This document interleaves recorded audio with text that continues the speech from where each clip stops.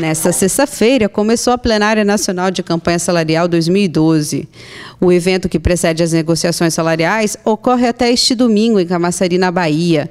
Mais de 160 delegados e delegadas participam da plenária para definir as pautas de reivindicações 2012.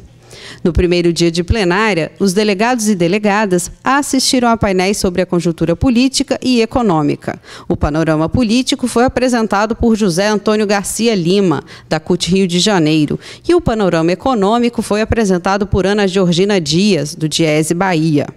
De acordo com Ana Georgina, o cenário econômico é mais favorável do que o de 2011. A perspectiva de inflação é menor e os juros estão em queda. Bom, é um cenário que ele é mais promissor do que o que foi 2011, quando a gente tinha um cenário de inflação alta, algumas medidas para restringir consumo exatamente para refrear essa inflação, juros mais altos.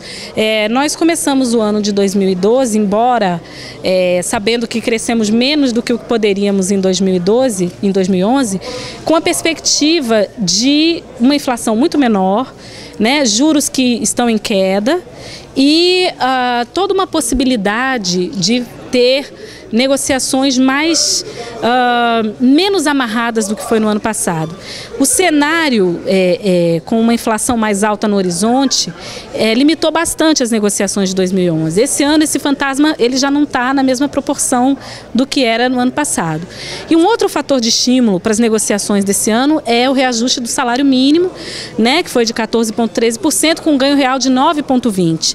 Então, algumas negociações, principalmente de pisos mais baixos, necessariamente vão precisar ter reajustes maiores para pelo menos acompanhar o salário mínimo. E a gente espera que outras categorias sejam também puxadas por esses reajustes. No cenário político, José Antônio Garcia Lima acredita que o grande desafio dos trabalhadores e trabalhadoras em 2012 é acabar com o imposto sindical. A CUT quer fazer essa transformação. A CUT precisa fazer essa transformação.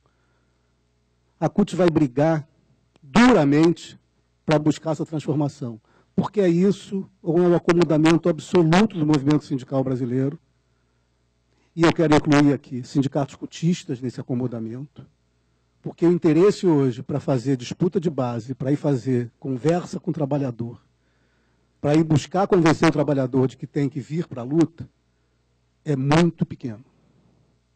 Mesmo entre os sindicatos cutistas, imaginem aqueles que estão bastante satisfeitos com dinheiro que pinga uma vez por ano, mas serve para alimentar a estrutura o ano inteiro.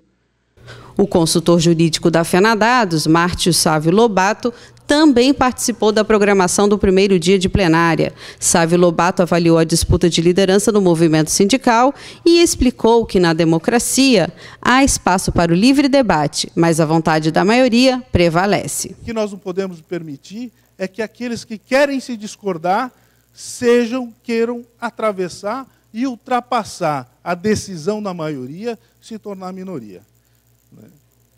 Tudo que aconteceu esses últimos 2 anos, e principalmente o ano passado, que aí eu vou entrar na questão, principalmente na sentença normativa da Dataprev, né, se deu por uma relação de 3 sindicatos que se descolaram da Fenadados e quiseram impor à maioria o seu pensamento político e sua decisão, ou seja, como o direito de minoria fosse aquele impor à maioria a sua própria visão unilateral. Ou seja, não se queria uma democracia, queria-se uma autocracia, queria-se um poder de autoridade em que somente eles têm a verdade, os outros estão todos errados. Ao invés de fazer o debate político, discutir internamente, buscar a garantia à maioria, eles recorreram à judicialização. Foram primeiro ao Ministério Público falar que a maioria não queria permitir a sua participação. Quando foi esclarecido que, não, pelo contrário, que estavam abertas portas para a negociação, para eles participarem, desde que respeitassem as regras da maioria, o Ministério Público disse que eles estavam sem razão. Quando eles foram à Justiça com ação cautelar contra o Serpro, sequer chamaram a federação como parte para fazer o debate, mesmo que jurídico, um debate aberto e político e juridicamente sustentável.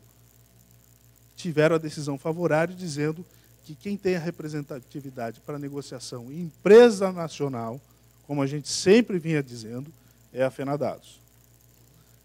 Quando entraram com um pedido de assistência no dissídio coletivo de greve da Dataprev, tiveram a decisão de que quem representa a categoria em âmbito nacional de empresas públicas é a Fenadados.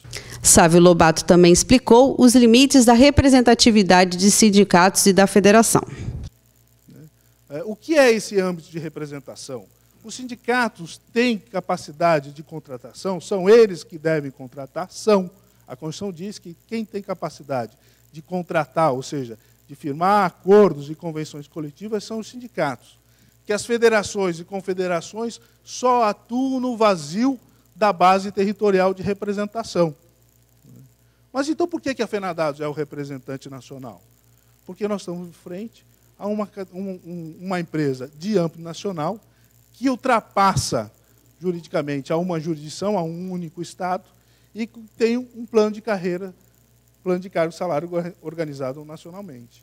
Então, há necessidade, para uma segurança jurídica da própria representação e dos próprios trabalhadores, que essa negociação seja unificada.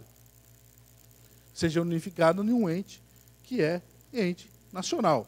Na nossa categoria, o único que é nacional é a Fenadados. Então, essa é a relação que se permeou a campanha toda, e que muitos falam, mas eu não vou dar procuração para a Fenadados, a Fenadados não me representa. Isso é um marco legal, isso é representação nacional, porque é uma representação da lei, da Constituição. Essa relação de representação, de negociação coletiva, de sentar na mesa e negociar abertamente e livremente, é que deve ser respeitada. Deve ser respeitada pela maioria, para que a minoria participe dela, mas a minoria tem que saber que deve respeitar as concepções e regras da maioria.